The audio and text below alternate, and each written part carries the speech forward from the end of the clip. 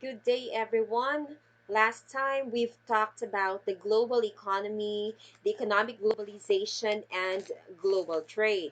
Now we will proceed to our third topic for this week, which is global economy and sustainable development. You know what? There are some significant downsides to globalized trade, and perhaps the strongest argument against economic globalization is its lack of sustainability or the degree to which the Earth resources can be used for our needs even in the future. So let us begin defining what a sustainable development is.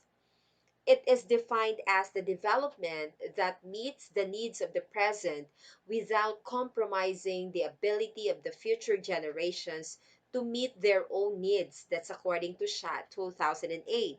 Now, according to Aldama 2018, sustainable development is the development of our world today by using the earth resources and the preservation of such sources for the future. And of course, according to some studies, there are some significant downsides to globalized trade, and perhaps the strongest argument against economic globalization is the lack of one, sustainability or the degree to which the earth resources can be used for our needs and even in the future. So, in other words, development has to be ensured in and for the future generations. One significant global response or approach to economic globalization is that of sustainable development. This one seeks to chart a middle path between economic growth and sustainable environment. So, the relationship between globalization and sustainability is multidimensional. So, it is multidimensional because it involves one, economic, second, political, and the third one is the technological aspects. This only means that every time the economy is developing, there must be an assurance that the future generations will benefit from the economy's progress. Okay, that is by preserving the natural resources. This, of course, should be one of the primary goals of the leaders of our country or each country. Though there are innovations and discoveries because of the advancement of technology, the country's natural resources should not be taken for granted because we know for a fact that these development have impacts in our environment. So, the continuous production of resources such as water, fuel, fishery, and forest allows humanity to discover new things and provides direct service to consumers. Now, what are these discoveries and innovation? Number one, utilization of energy. The second one is the new technology discoveries. The third one is the transportation advancement and, of course, the efficiency in communication. So, what are these production of resources? It says there, natural resources provides economic with raw materials. Okay, raw materials that are turned into goods via process of production. And then, of course, environment provides direct service to consumer. So now let us proceed to the impact, okay, of economic globalization to environment. So the first one is environmental degradation. So what is it? It is the disintegration of the earth or deterioration of the environment through consumption of assets. So I've talked about deterioration of assets, for example, air, okay, water and soil, and also the destruction of the environments and the eradication of wildlife. Now, when does it occur?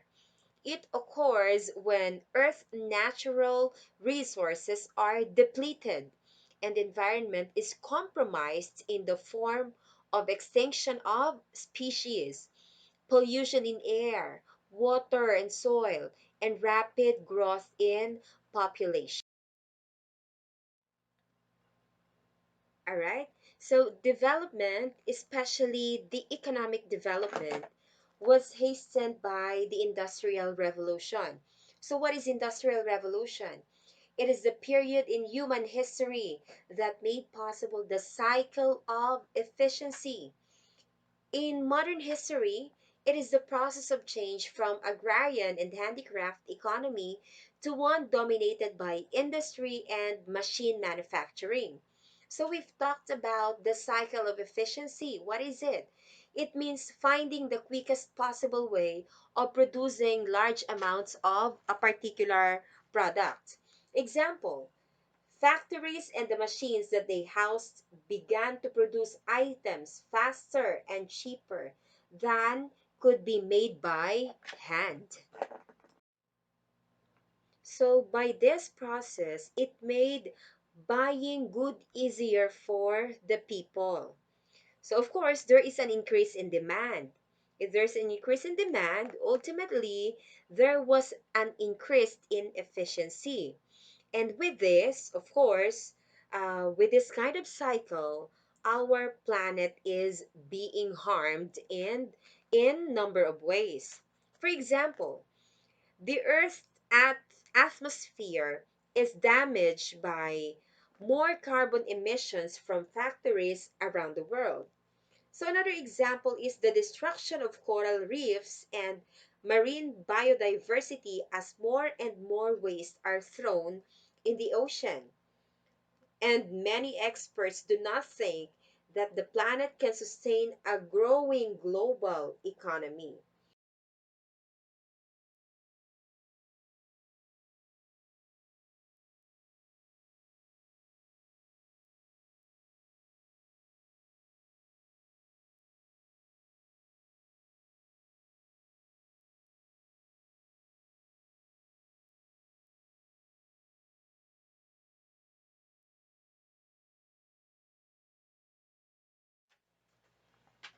All right, so another factor to be discussed under sustainable development is the food security.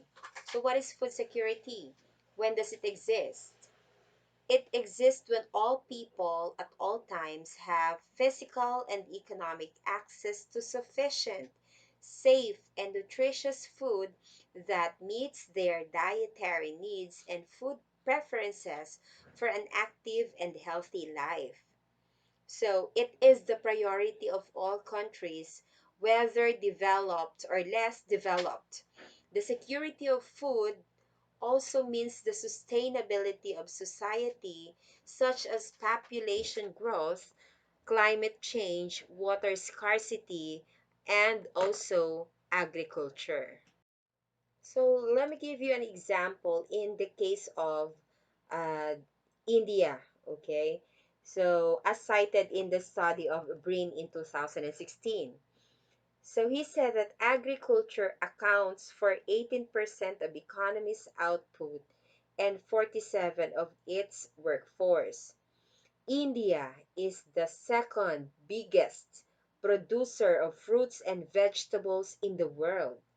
Yet, according to the Food and Agriculture Organization, or FAO, of the United Nations, some 194 million Indians are undernourished, the largest number of hungry people in any single country. An estimated 15.2% of the population of India are too malnourished to lead a normal life.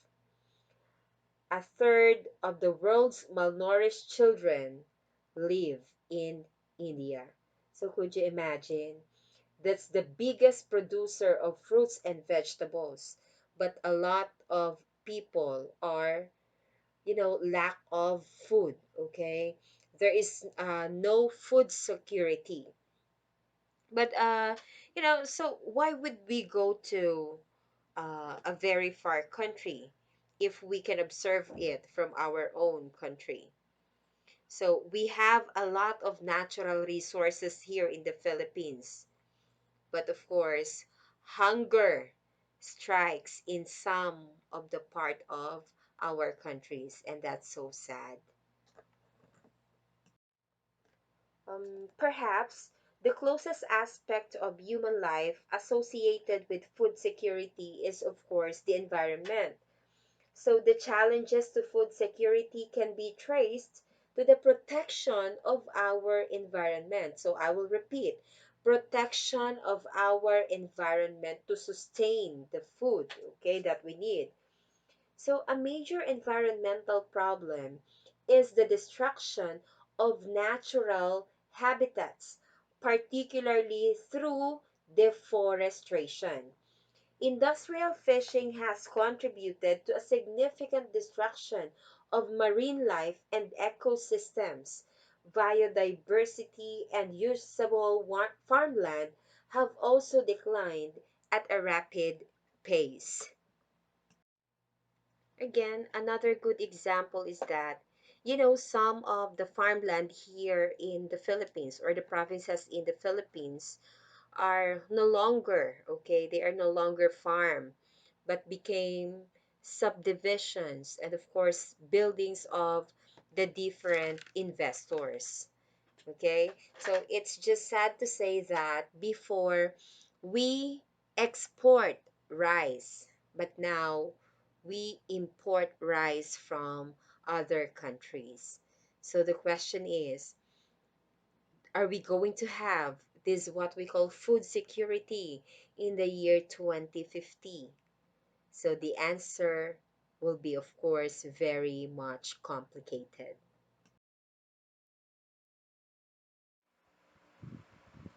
Okay, so I will be sending you the link of the video about economic globalization and sustainable development. Then, of course, I will be sending you activity number 3 for this topic or for this week's topic. All right, so thank you so much, everyone.